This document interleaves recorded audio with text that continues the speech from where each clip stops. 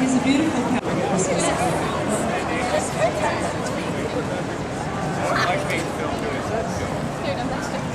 Why are you stressing? Dad, that's inappropriate.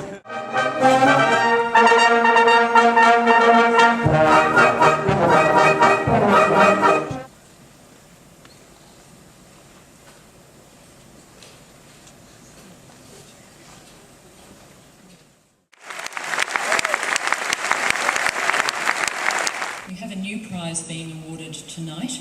It is the David Braddon Prize, and I'm very pleased that Mrs. Braddon is in the audience tonight. So our final Year 12 prize recipient, the Duke of Edinburgh Gold Award, the Chemistry Prize, the Gamson Economics Prize, the Legal Studies Prize, the David Braddon Prize, the Dixon Memorial Prize, an Anderson Stewart Medal, and Joint Dux of Barker College, Annalise Unsworth.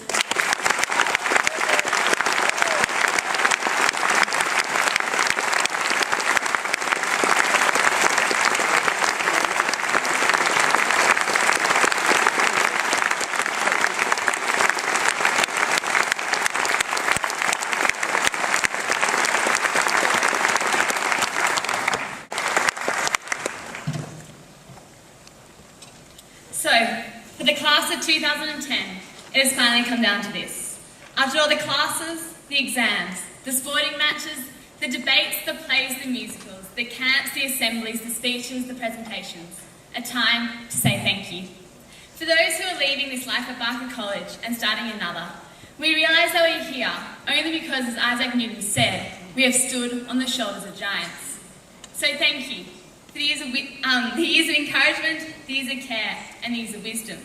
Thank you to the teachers who have every day sought to challenge our way of thinking, who filled our classrooms with laughter, and not only taught us about the beauty of Shakespeare, the intrigues of modern history, and the complexity of imaginary numbers, but were willing to share their lives with us.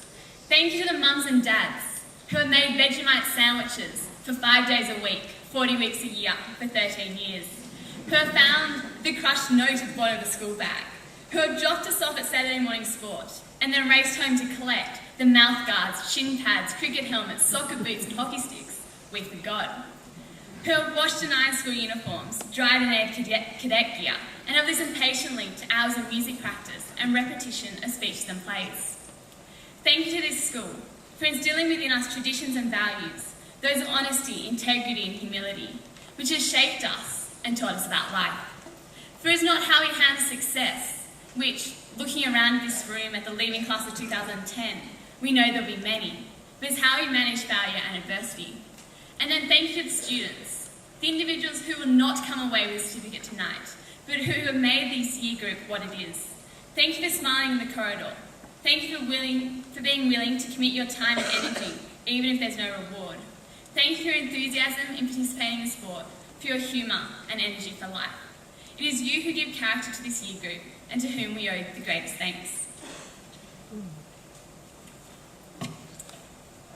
I came across a quote earlier in the year on Facebook, of all places, which suggested think about and share in the happiness of others and not your own. And then ironically and beautifully, you'll probably be happier. I believe there is a strong case that our year group is testimony to such a claim, as we have all shown a genuine care and concern for each other and a vested interest in the endeavours and achievements of our peers. And this has created a positive, compassionate and tolerant environment conducive to success, unity, but above all, to happiness. In a bid to foster similar happiness amongst underprivileged youths, the year group contributed to the Oasis Foundation of the Salvation Army as part of our leaving gift for 2010. Internationally, the school community have been involved in an ongoing fundraising campaign to rebuild Tra Juan Primary School in Vietnam. The SRC are to be commended as the driving force behind the campaign, but I would like to thank the broader school community for their support in assisting us to reach our target of $150,000 over the past 3 years.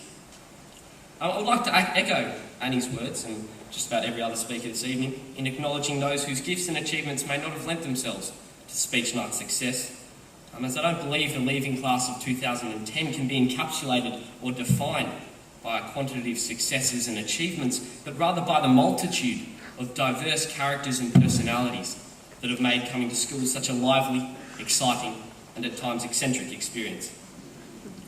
In our first chapel service together in Year 10 with Rev Ware, he touched on this very topic as he implored us to not let ourselves be stereotyped as a social typecast or identified for a single talent or characteristic, but rather to respond to any such attempt with the line, "Yes, but there's more to me than that."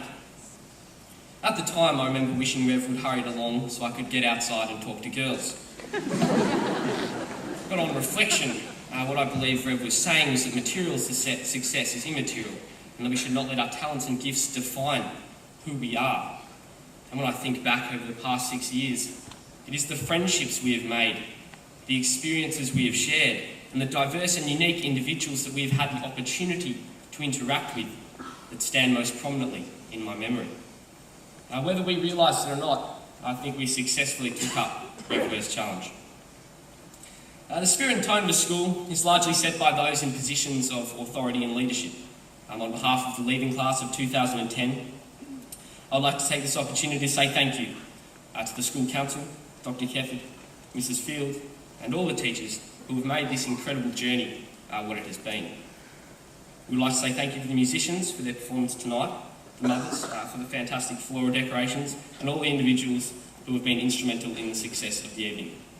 To the class of 2010, we hope that you will treasure the time that you have spent at this school, and that you can leave here today and look back fondly upon your memories of the experiences that you've had, the lessons you have learned, and the friends you have made.